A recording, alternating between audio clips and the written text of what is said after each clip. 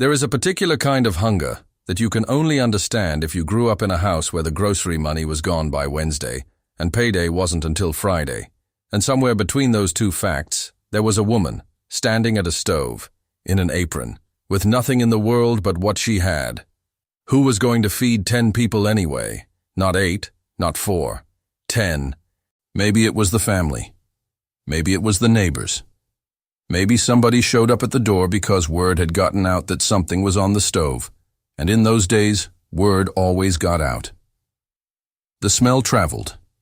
It went right down the block, around the corner, through the screen door of every house within range, and people followed it the way you follow something you need without even knowing you need it. And that woman at the stove, she didn't panic. She didn't call for delivery. She didn't open a can of something and apologize. She looked at what she had. A neck bone, half a pot of dried peas, some cornmeal in the bottom of a bag, maybe an onion, maybe some fatback from the smokehouse out back. And in her mind, which had been trained by her mother's mind, which had been trained by her grandmother's mind going back further than any of us can count, she already knew what she was going to do. She was going to make it work. That's what we've lost, family. Not just the recipes. We've lost the knowing. The deep bone-level knowledge of how to take what looks like not enough and turn it into abundance. Those women understood food in a way that no cookbook has ever fully captured because what they knew wasn't written down. It was passed hand to hand, stove to stove, from one generation to the next, in kitchens that most of the world never saw. Today we are going into those kitchens, all of them. From the red clay of Georgia to the flatlands of Mississippi, from the Carolinas down to the Gulf, from the small rooms of a Harlem tenement to the church fellowship halls of Chicago's Southside. We are going to find those dinners, call them by name, and give them back the honor they deserve. Hey family, I'm James.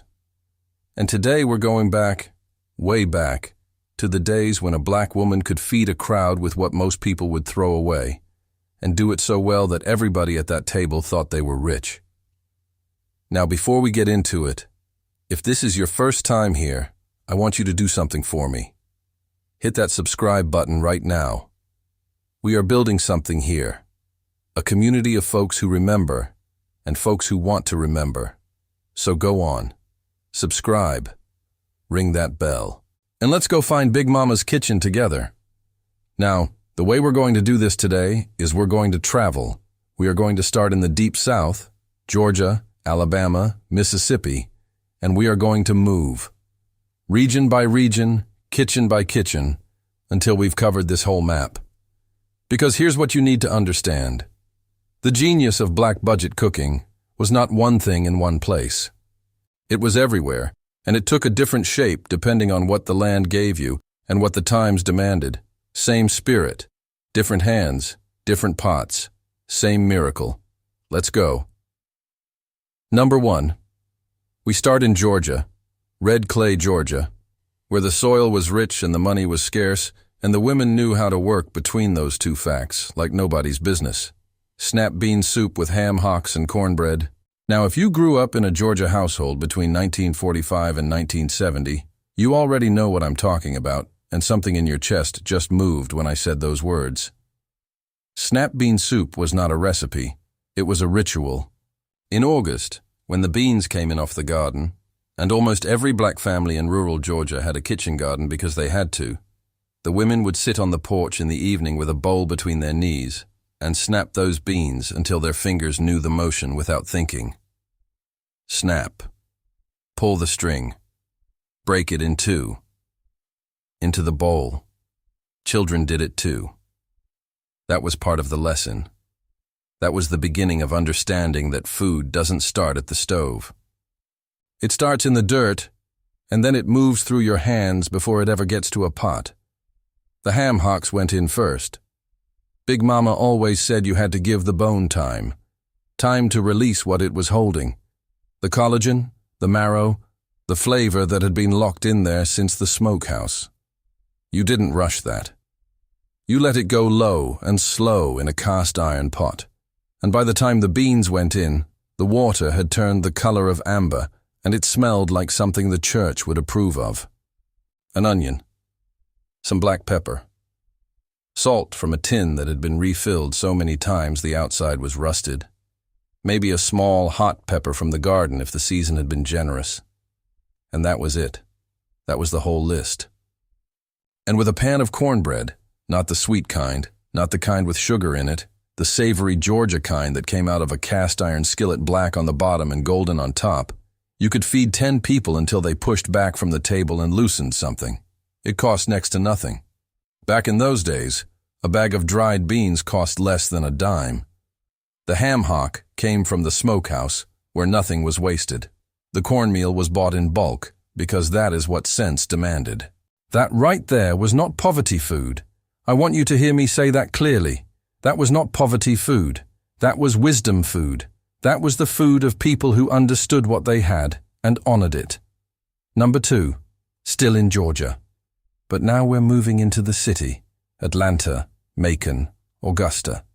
The women who had come in from the rural counties to find work in white people's kitchens and come home at night to cook for their own. Fatback and dried butter beans over rice. You want to talk about stretching a dollar, family? Dried butter beans cost almost nothing in 1955.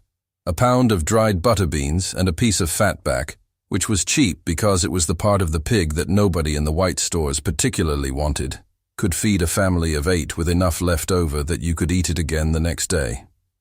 And the next day, it was better. The beans had absorbed everything overnight and taken on a depth that you couldn't get on day 1. The technique was simple, and it was not simple. You soaked the beans the night before. Big Mama never forgot to do that, and she'd get on you if you forgot, because forgetting meant nothing to eat until late the next day.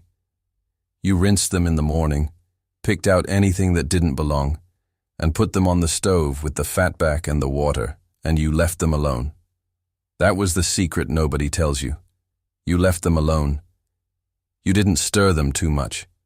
You didn't rush them with high heat, low and slow, 2 hours, 3 if you had the time. The rice was cooked separate, the way black women in the South cooked rice, not with a timer, not with a ratio memorized from a package, but by feel. They'd lift the lid and look. They'd taste one grain. They knew. That knowledge lived in the hands and the eyes and was not something you could write in a book. Serve those beans over that rice with a piece of cornbread and a sliced raw onion on the side, because the raw onion cut through the fat in a way that your whole mouth would tell you was right. And you had a meal, a real meal, a meal that stuck. Number 3, we're going to drop down now into Alabama. Black Belt, Alabama, where the land was some of the richest in the country, and the people who worked it had almost nothing to show for it. Oxtail stew with root vegetables. Now, oxtail is expensive today. You go to a restaurant and order oxtail, you are going to pay a price that would make my grandmother sit down from the shock.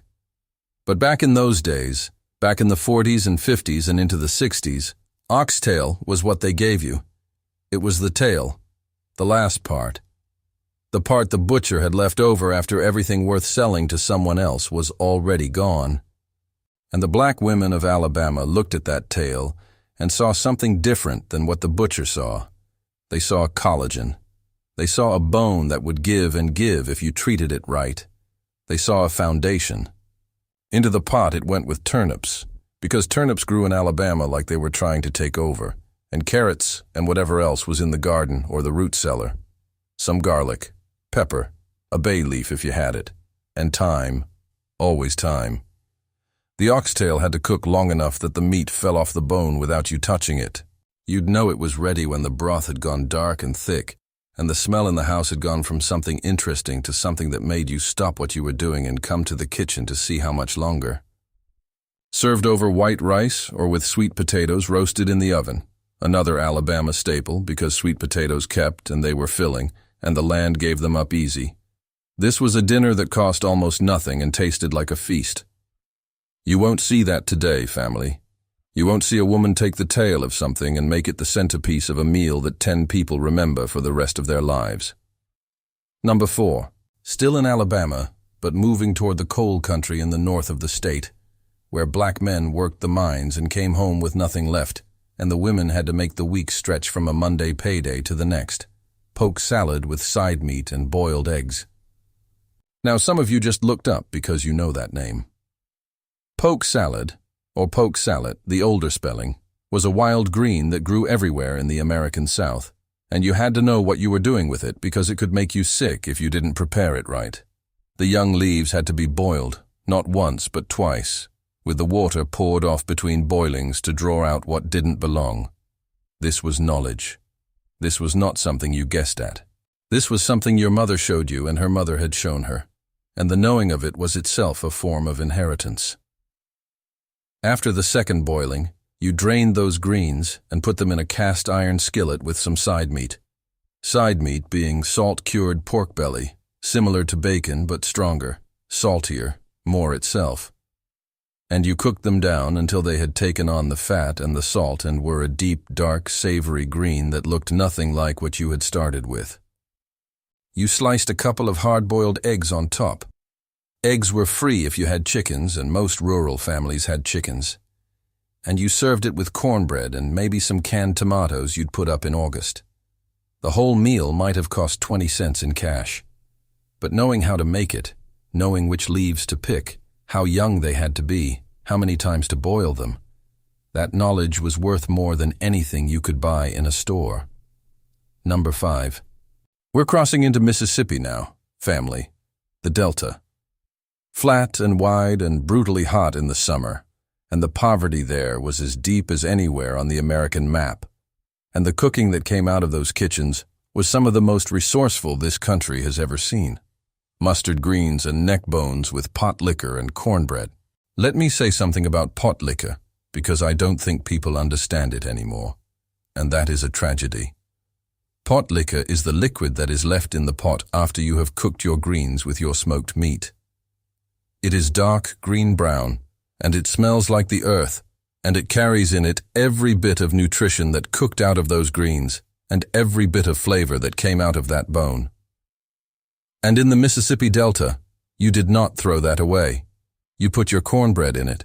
You crumbled it right in, not dunked, crumbled, and you ate the whole thing like a soup, like a medicine, like something that understood what your body needed in a way that a vitamin pill never could. The neck bones were cheap at the butcher, same principle as the oxtail, the parts that got left behind because they were more work and less meat. But the flavor they gave those greens over 3 or 4 hours of low cooking was something you cannot replicate any other way. The greens went in big, they cooked down to almost nothing, and experienced cooks knew to put in twice what looked like enough, with the neck bones, an onion, some garlic, a small pepper, and water. The lid went on.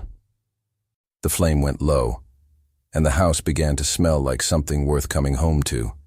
That pot of greens and neck bones fed 10 people when you served it over rice or with enough cornbread. And the pot liquor fed the souls of the ones who knew what they were drinking. Number 6. Still in Mississippi. The hills this time, not the Delta. The hill country was different from the flatlands, more piney, more isolated, smaller farms, even less cash in circulation. Dried pea soup with onions and ham hock. Dried peas, field peas, Crowder peas, black-eyed peas, were as close to free as food got in Mississippi hill country. They grew in the heat, they dried on the vine, and you could store them in a jar for the whole winter. A family that had put up enough dried peas in the fall did not go hungry in January, and that was the calculation. Not what can we eat tonight, what can we put back to make sure we eat in February. The ham hock went in first, same as always. Then the dried peas, soaked overnight so they'd cook in a reasonable time. An onion, chopped rough, not fine. Big Mama had no patience for finely chopped onions when she was cooking in volume. Some black pepper, a pinch of sugar sometimes, to balance the earthiness of the peas, and water enough to let them swell and give. What came out after 2 hours was a thick, almost stew-like soup, dark and fragrant, where the peas had broken down enough to give the liquid body but whole enough that you still had something to eat with a spoon.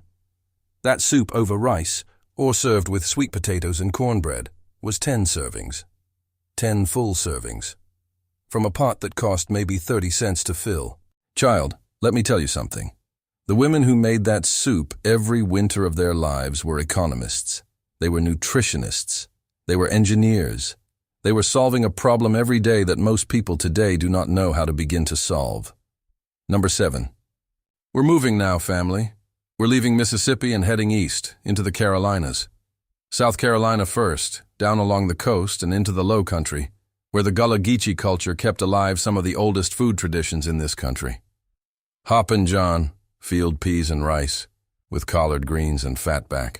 Now Hoppin John is one of those dishes that has been written about in fancy food magazines and made by chefs in restaurants and given all sorts of elevation and decor that it never asked for. But let me tell you where it came from.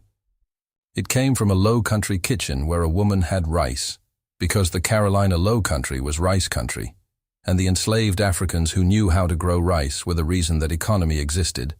And she had field peas, and she had fatback, and she had the knowledge of how to put those three things together in a way that became something greater than any of them individually.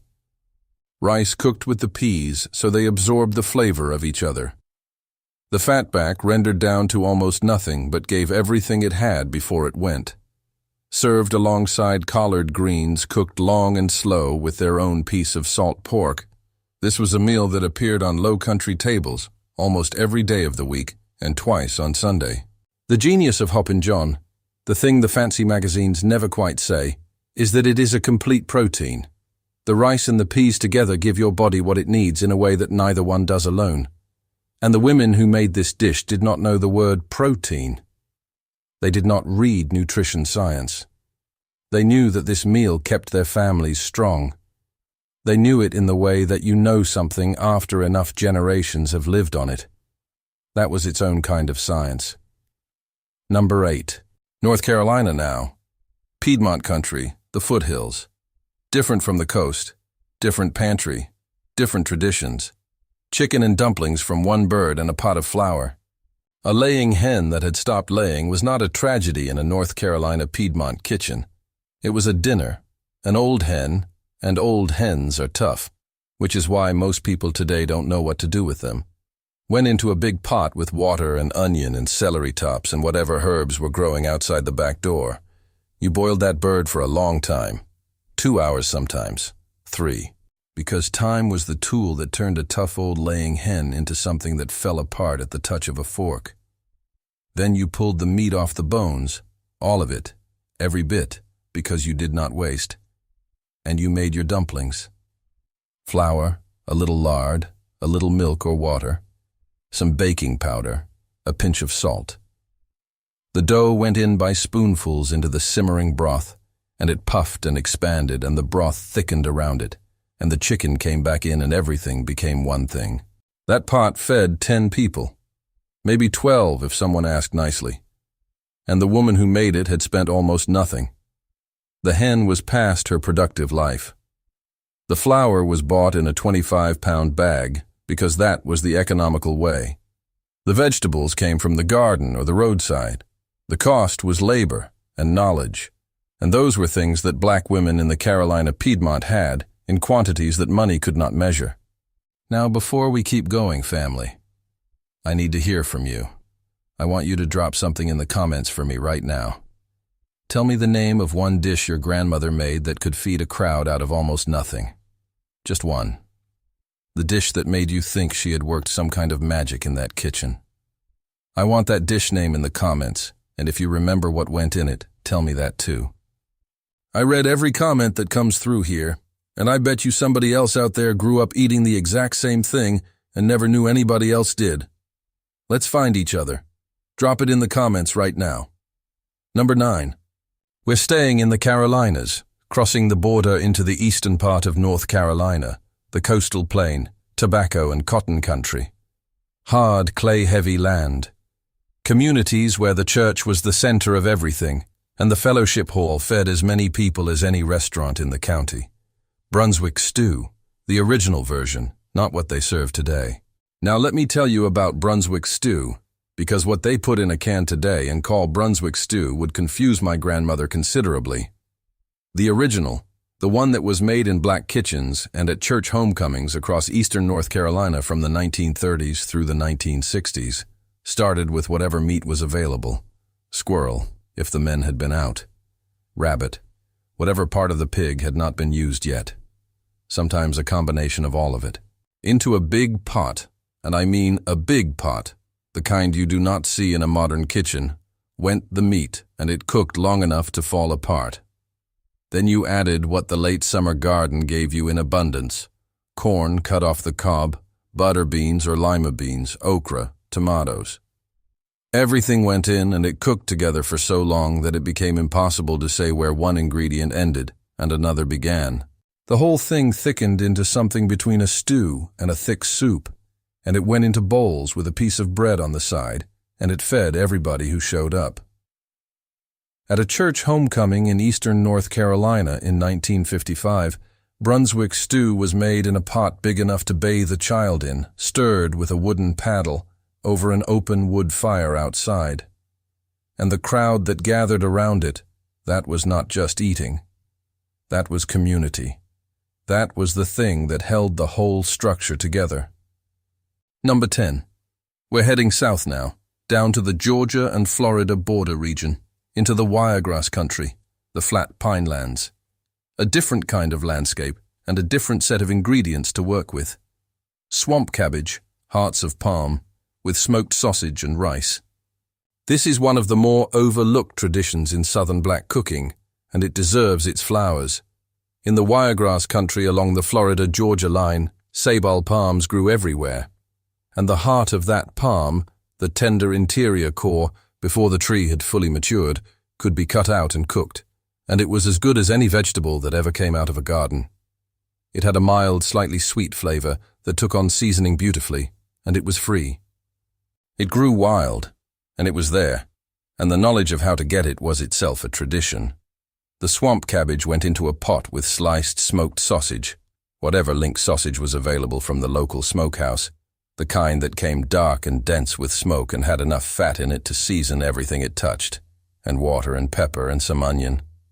Cooked down long and slow, served over rice. This was a meal that took advantage of what the land itself was offering. It cost almost nothing in cash. It required the knowledge of where to go and how to cut and how to cook, and that knowledge was a form of wealth. Folks don't do this anymore, and that is a shame. Not because swamp cabbage is what everyone should eat, but because the practice of looking at your environment and seeing food, seeing abundance where someone else sees nothing, that is a way of living that we have lost, and we are less for it. Number 11. We stay in Florida now, but we move toward the Gulf Coast. Pensacola and the communities east and west along that waterfront where black families had been fishing those waters for generations. Canned mullet and grits with fried okra. Mullet is not a fashionable fish today, and it has not been fashionable for a long time, which is exactly why I'm going to talk about it. Mullet was the fish of the Gulf Coast black communities, because mullet was everywhere, and mullet was cheap, and mullet, smoked or salted or canned yourself at home, could last through a season when the fishing was slow. Black fishing families along the Pensacola waterfront in the 1950s put up their own mullet the way inland families put up their tomatoes and their beans.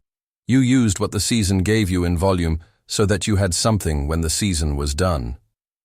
Served over grits. And Gulf Coast grits are a different thing from upland grits, coarser and more corn-forward, with okra fried in a little cornmeal and oil until it was crisp and no longer anything like the slippery thing people complain about. This was a table that smelled like the water and the earth at the same time. It fed 10 people from a cast-iron skillet and a pot of water and a jar of fish that cost nothing because the labor of putting it up had already been paid. My granddaddy worked 6 days a week and never once complained. And part of the reason he could do that is because he came home every night to a table that had been set by someone who knew how to make the most of what the water and the earth and the smokehouse gave her. He didn't know he was eating thrift. He thought he was eating well. And he was right. Number 12. Now we shift. We leave the South for a moment, and we follow the Great Migration. Hundreds of thousands of black families who left Georgia and Mississippi and Alabama and the Carolinas between 1910 and 1970 and went north looking for something better. They went to Chicago, They went to Detroit. They went to St. Louis and Cleveland and New York and Pittsburgh, and they took their kitchens with them. Chicago's Southside, 1948. Red beans and rice with pickled pork and cornbread. The New Orleans version that came up the Mississippi River with the families who had settled Chicago. The South Side of Chicago in the late 1940s and the 1950s was a city unto itself.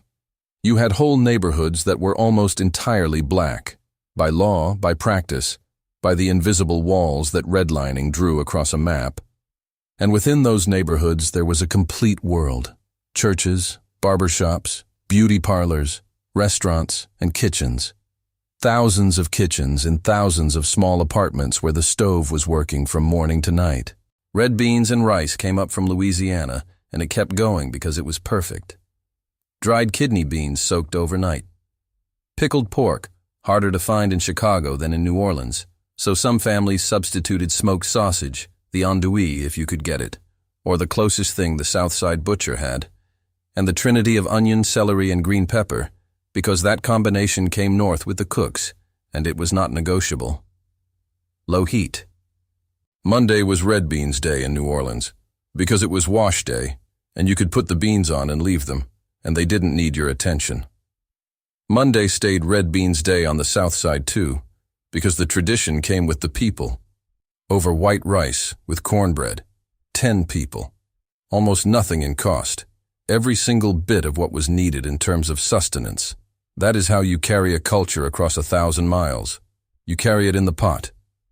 Number 13. Still in Chicago, still the South Side, but now we're in the 1950s, and the neighborhoods are full, and the money is still scarce, because even the factory jobs that the men had fought to get paid less than what the white workers got, and the rent was higher in the black neighborhoods because where else were people going to go? Pig ear sandwiches and potato soup. Now I know some of you just made a face. I know it, and I want you to sit with that face for a moment, and then I want you to let it go.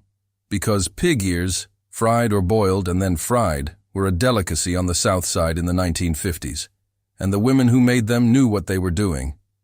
You boiled the ears long, an hour at least, with onion and pepper and bay leaf until they were tender all the way through the cartilage. Then you let them cool, sliced them thin, dusted them in seasoned cornmeal, and fried them until they were crisp on the outside and yielding inside, and you put them on white bread with hot sauce and mustard, and that was a sandwich that people talked about. That was a sandwich that had regulars. That was a sandwich that a grown man would walk 3 blocks out of his way to eat. Alongside that, a big pot of potato soup, potatoes and onion, and a little cream if you had it, or canned evaporated milk which stretched further and cost less, fed the children and the older ones who maybe found the texture of the pig ear not to their liking. Together, the two of them fed a family with change left from $1. That is not an exaggeration. Back in those days, $1 in a South Side kitchen in the hands of the right woman was enough. Number 14. We're going north inside the migration now. Detroit, the auto industry. Black men working the line at Ford and Chrysler and General Motors, and the women holding the households together on wages that never quite matched the cost of living in a northern city. Beef neck soup with egg noodles. Now beef neck was to the north what ham hocks were to the south, the part of the animal that nobody with money wanted, which meant it was what you could afford, which meant the black women who cooked it had to make it into something. And they did. The beef neck went into a pot of water with onion and carrot and celery and salt and pepper. You let it go. You let it go for as long as it needed. 2 hours, 3, until the meat was coming off the bone in strings, and the broth had turned deep and golden and smelled like something that understood cold weather. This was Detroit after all. This was January in Detroit, and the wind off the river cut through a coat like it had a grudge. A pot of beef neck soup in a warm kitchen was not just a meal. It was a reason to be inside. The egg noodles went in near the end. Store-bought in the 30s and 40s, often homemade before that, simple flour and egg noodles rolled thin and cut into wide strips. The meat was pulled off the bone and went back in. The whole pot together fed 10 people, and the broth that was left could go on the stove the next morning with a little water added back and feed them again. This right here, this is something we need to bring back, not because times are as hard as they were, but because the knowledge of how to make a meal that keeps giving is something that does not belong only to hard times, it belongs to all times. Number 15. We stay in Detroit, but we move into the 1960s now. The plants are running. There is a little more money coming in. But a little more money is not the same as enough money, and the families are bigger now, and the traditions from the South are still alive in these northern kitchens. Smothered pork chops with mashed potatoes and canned green beans. Smothered pork chops was the dish that said you were making an effort. It was the dish that came out on a Friday, or on a Sunday when someone was coming over, or on a birthday when the birthday person had made their request known. But it was also a budget dish, because the thin-cut pork chops that it required were cheap. They were not the thick, center-cut chops that cost real money. They were the thin ones, the ones that would dry out in a minute if you didn't treat them right. You browned them hard in a cast-iron skillet. And you had to have a cast-iron skillet. This was not negotiable in any black kitchen I have ever known. And then you moved them out of the pan and built the gravy in that same pan without washing it. Onions, cooked down soft and sweet in the drippings. Flour stirred in to make a roux. Water or broth added slowly until the gravy was thick and brown and smelled like the inside of the pork chop itself. The chops went back in and cooked covered on low until they were so tender that the bone could be pulled free without resistance. Mashed potatoes, real potatoes, not the flakes from a box, the real ones peeled and boiled and mashed with butter and canned evaporated milk. And a pot of canned green beans cooked with a piece of fatback until they had stopped tasting like metal and started tasting like something. That table in a Detroit kitchen in 1963 could seat 10 and make every one of them feel like the week had turned around. Number 16. We turn east now, Cleveland, Ohio. A city that received enormous numbers of black migrants from the South, particularly from Alabama and Georgia, and that developed its own internal culture that drew from those roots and became something new. Bean pie and potato salad for the community gathering. Now, if you grew up in certain communities in Cleveland in the 1960s, bean pie needs no introduction. It was the sweet potato pie of the Nation of Islam communities, made from navy beans, cooked soft and sweet with cinnamon and nutmeg and vanilla and sugar and eggs, in a pie shell, and baked until it was set and golden.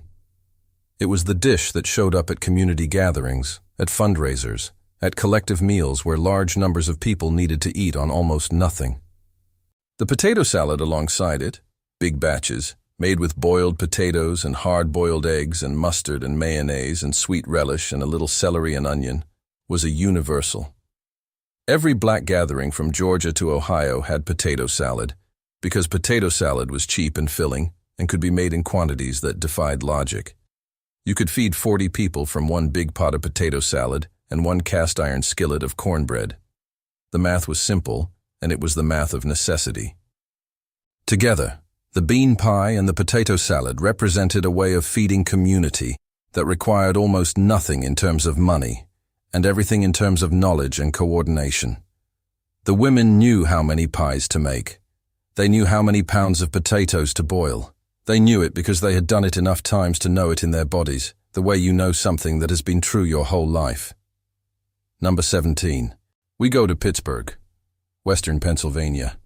Steel country. The smoke from the mills that colored the sky and the black neighborhoods that grew up in the shadow of that industry. In a city that was as segregated as any southern town, even though nobody liked to call it that. Chickenbacks and rice, the Pittsburgh kitchen staple. Chickenbacks. Not chicken breasts. Not chicken thighs, which have become fashionable again and now cost money. Chickenbacks, the flat, bony rear end of the bird, the part that is mostly bone and cartilage, and a little meat in the corners, and a great deal of flavor in the bone itself. A pot of chickenbacks in salted water with an onion and some black pepper and a bay leaf cooked for a long time, an hour and a half at least, produced a broth that was as rich as anything you'd pay for in a restaurant, and it produced a pile of cooked backs from which patient hands could pick enough meat to feed 10 people. The trick was the patience, the picking, sitting at the kitchen table with a bowl and a fork and working through every back until nothing was left but clean white bone. The meat went back into the broth with the rice, and rice absorbed that broth and became something else entirely, something flavored through and through rather than just cooked plain. Sometimes vegetables came in too, whatever was in the refrigerator at the end of the week. The dish was a clearing of the kitchen. It used what was there. It left nothing behind. That was the Pittsburgh version of an ethic that ran through every black kitchen from Georgia to Pennsylvania. You use what you have. You don't waste. You find the value in the part that got overlooked. You turn the overlooked part into the center of the meal. Number 18. We are heading to Harlem now, family. New York City. 125th Street and Lenox Avenue. The capital of Black America in the middle of the 20th century, and the place where the traditions from the South met the rhythms of the city and became something neither entirely Southern nor entirely Northern. Harlem beef stew with biscuits. Sunday dinner for 10 on a Depression-era budget. Harlem received a massive influx of black migrants in the teens and 20s, and by the 1930s, when the Depression hit, the neighborhood was dense and poor and full of people who had come from places where you knew how to cook when money was short. The Harlem beef stew that I'm talking about was not the fancy version. It was the version made from beef stew meat, the toughest, cheapest cut the butcher had, usually labeled simply stew beef or sometimes soup bone with meat attached, and root vegetables that were cheap and filling. Carrots, turnips, potatoes, onions. You browned the meat in a little fat in a Dutch oven, and in Harlem, in the 30s, a Dutch oven was a prized possession, passed down, sometimes borrowed between neighbors who needed to cook in volume. The vegetables went in, water enough to cover everything, some flour stirred in to thicken it, salt and pepper, and then the pot went in the oven, low heat, for 2 hours or more. The biscuits came out of a simple recipe that every woman in Harlem seemed to carry in her hands without measuring. Flour, lard, buttermilk, salt, baking powder. Cut out with a glass because nobody had a biscuit cutter. Baked in a hot oven for 12 minutes. And those biscuits went into that stew broth and sopped it up in a way that made every bite complete. Now, Big Mama, she used to say that a good stew is not in the meat, it's in what you do to the liquid. And she was right. The liquid in a long braised stew becomes something the meat never was when it started. Complex, deep, carrying the caramelized remains of everything that has been cooking in it for hours. That was the lesson. That was always the lesson. Number 19. Still in New York. The Bronx now, and the 1940s and 1950s, when a wave of black families from the South joined Puerto Rican neighbors in neighborhoods that were building something genuinely new out of everything they brought together. Rice and beans, the cross-cultural budget staple that fed the South Bronx for decades. Here is something that doesn't get said enough. In the South Bronx in the 1940s and 1950s, black Southern cooking and Puerto Rican cooking discovered that they were cousins.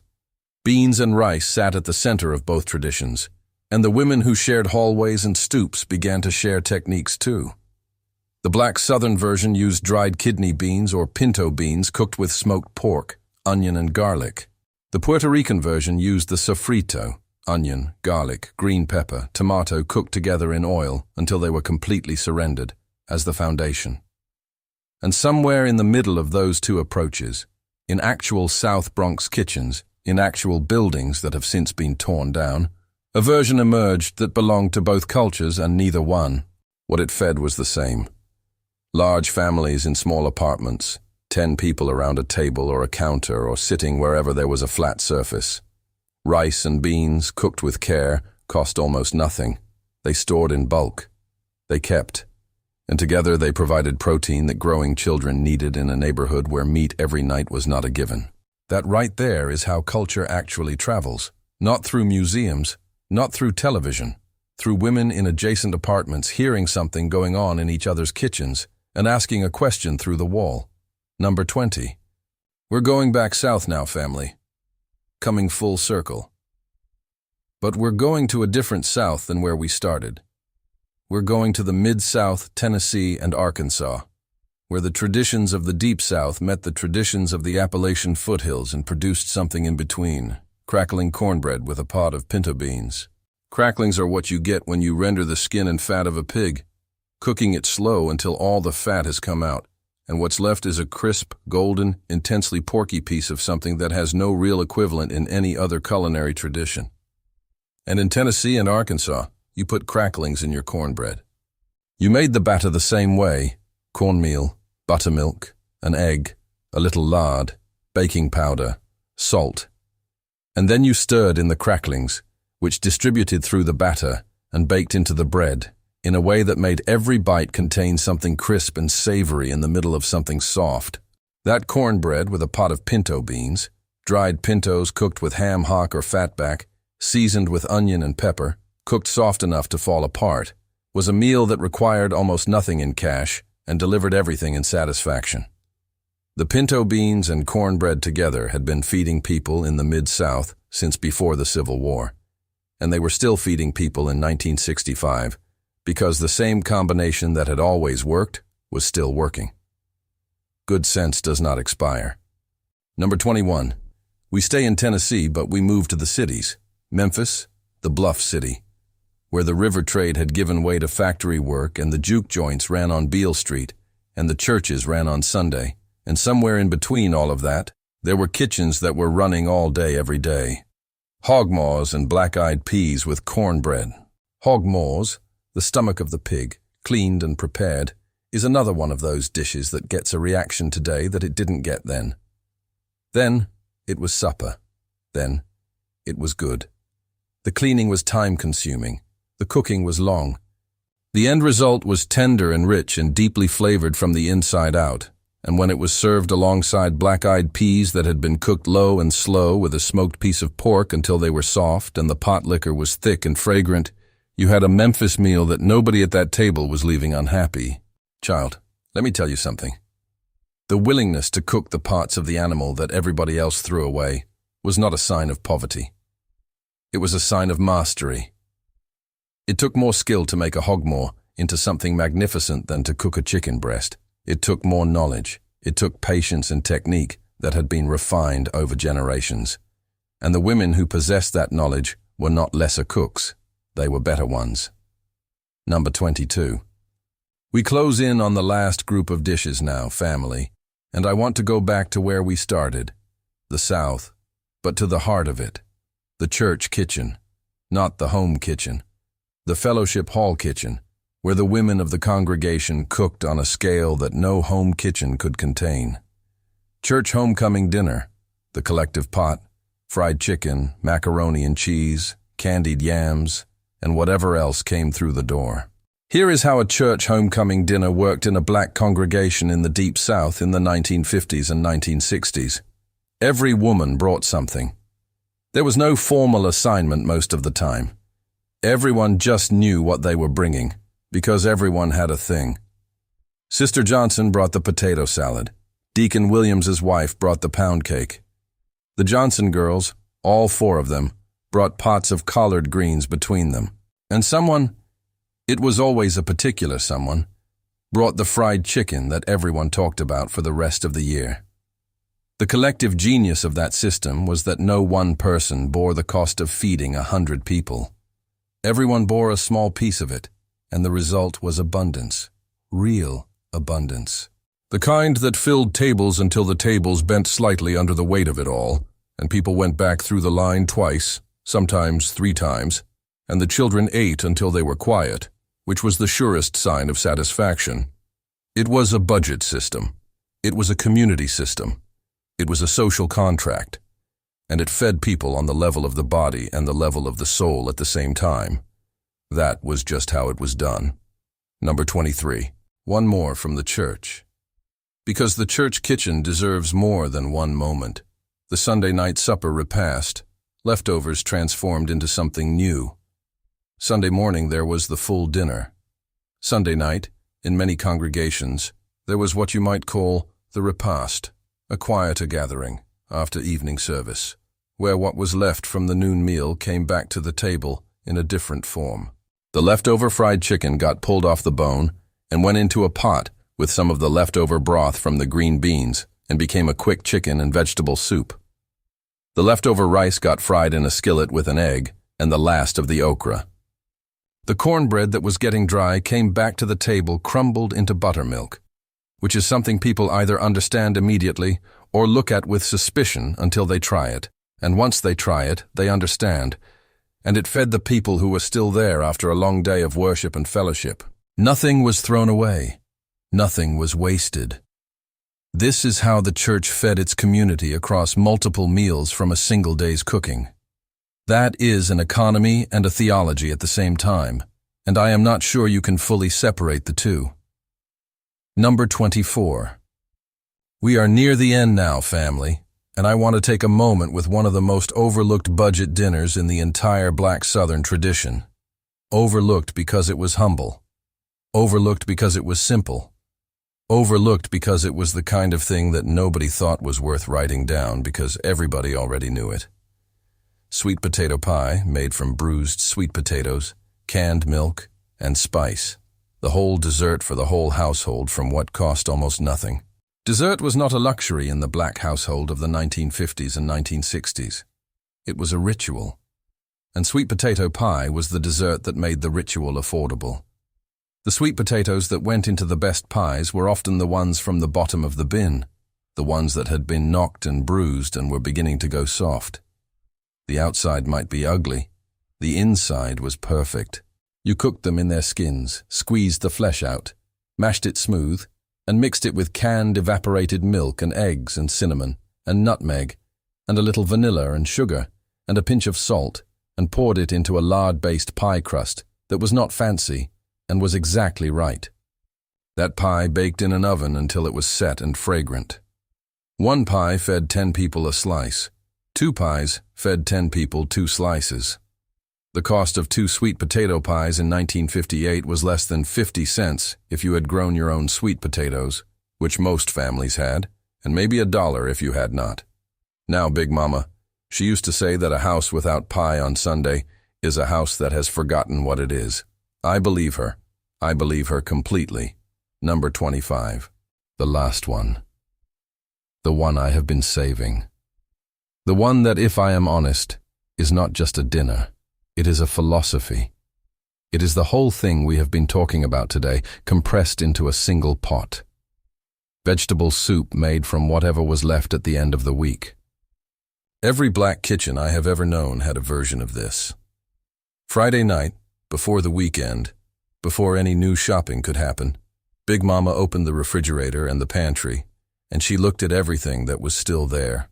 The half-used onion, the 3 carrots that were getting soft, the heel of the cabbage, the last of the dried beans, a can of tomatoes that had been sitting there since Tuesday, a piece of something smoked, a bone, a hock, a bit of salt pork that had been waiting for exactly this moment.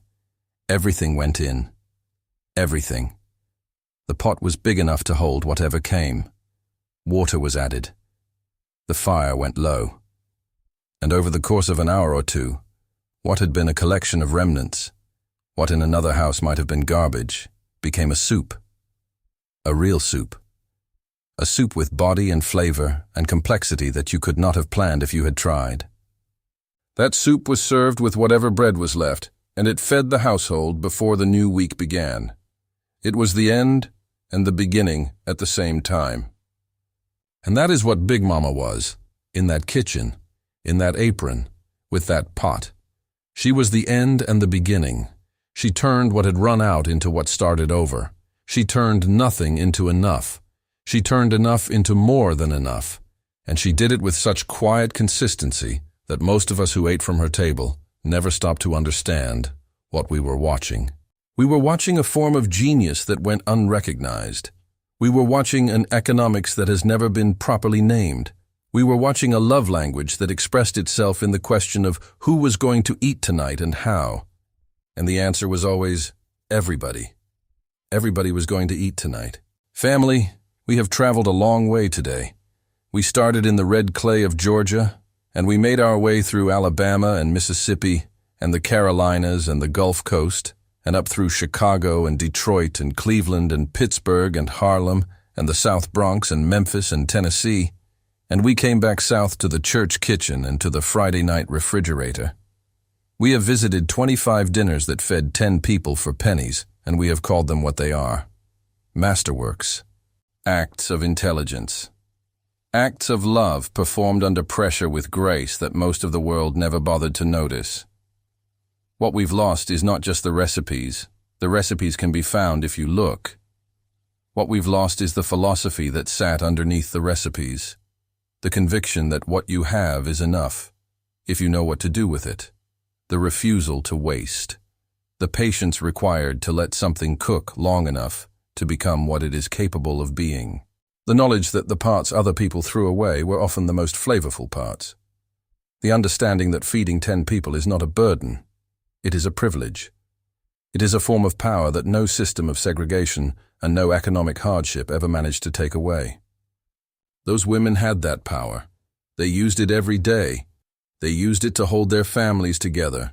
They used it to hold their communities together. They used it to say, in the only language that needed no explanation, "You belong here. There is a place for you at this table.